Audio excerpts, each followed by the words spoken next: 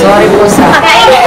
Kadal-dalag, magiging pasawan. At thank you po sa... nakikinig sa mga... babak namin. Nakikijoin sa... mga gimmick namin.